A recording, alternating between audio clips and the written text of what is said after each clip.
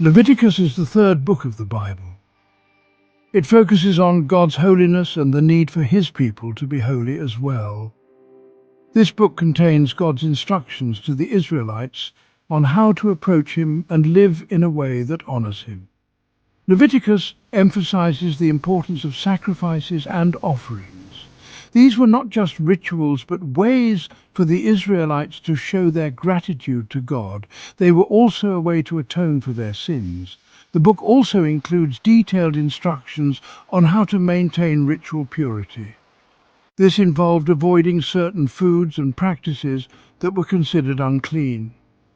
This purity was essential for the Israelites to approach God and participate in worship. Overall, Leviticus provides a blueprint for holy living. It teaches us about God's character and His expectations for His people. Holiness, in the context of Leviticus, means being set apart for God's purposes. God, being holy, desired His people, the Israelites, to be holy as well. This holiness was not just about inward purity, but also outward actions and lifestyle. It involved separating themselves from anything considered unclean or defiled. This separation included avoiding certain foods, maintaining personal hygiene, and observing specific rituals related to childbirth and bodily discharges. Failure to observe these laws resulted in ritual impurity. This impurity, unless properly dealt with through prescribed rituals and offerings, prevented the Israelites from approaching God or participating in worship. It signified a break in the covenant relationship. The sacrificial system outlined in Leviticus was central to the Israelites' relationship with God. It provided a way for them to approach God and experience His forgiveness. Each type of offering, whether burnt, grain, peace, sin or guilt offering, served a specific purpose. They addressed different aspects of sin and reconciliation with God.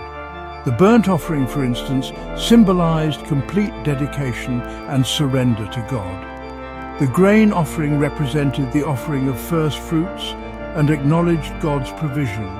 The peace offering celebrated fellowship with God and others. The sin and guilt offerings specifically addressed unintentional and intentional sins, respectively.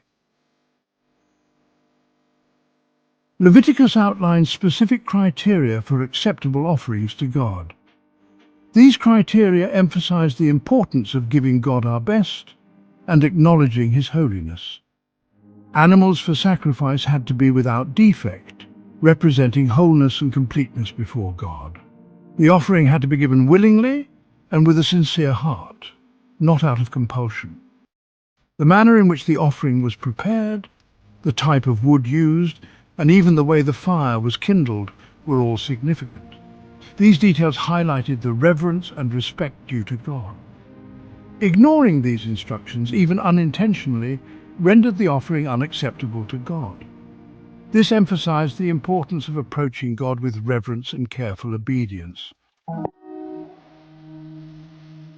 Section 5. Unacceptable offerings, understanding God's standards.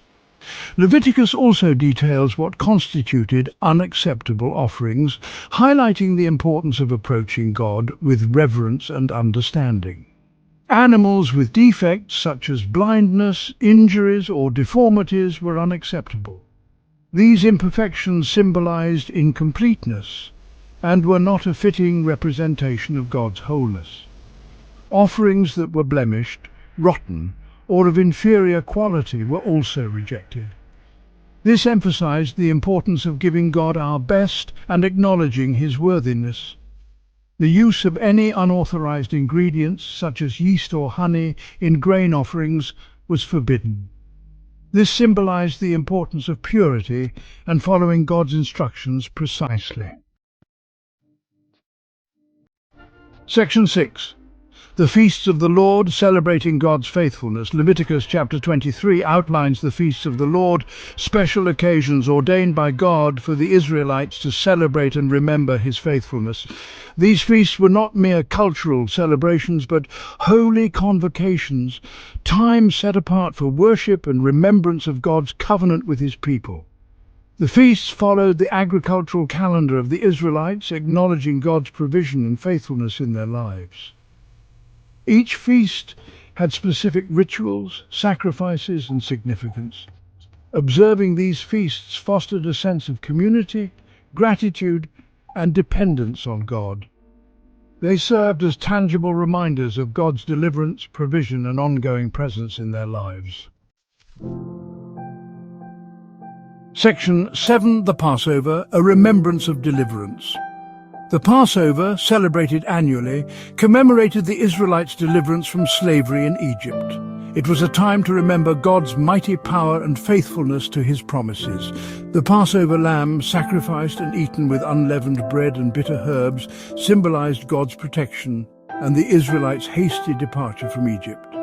Each element of the Passover meal held symbolic meaning.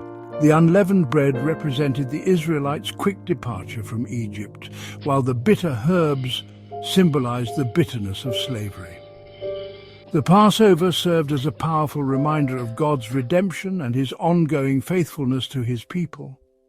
It was a time for families to gather, remember, and retell the story of their deliverance. Section 8, the Feast of First Fruits, a celebration of God's provision. The Feast of First Fruits, celebrated after the Passover, marked the beginning of the harvest season. It was a time to acknowledge God's faithfulness in providing for their needs. The Israelites were to offer the first and best of their harvest to God as a way of expressing gratitude and recognizing him as the provider. This offering symbolized their dependence on God and their trust in his continued provision. It was a reminder that everything they had ultimately belonged to God. The Feast of First Fruits served as a tangible expression of gratitude and dependence on God. It taught them to value and appreciate his blessings in their lives. Section 9, the Feast of Tabernacles, a time for joy and thanksgiving.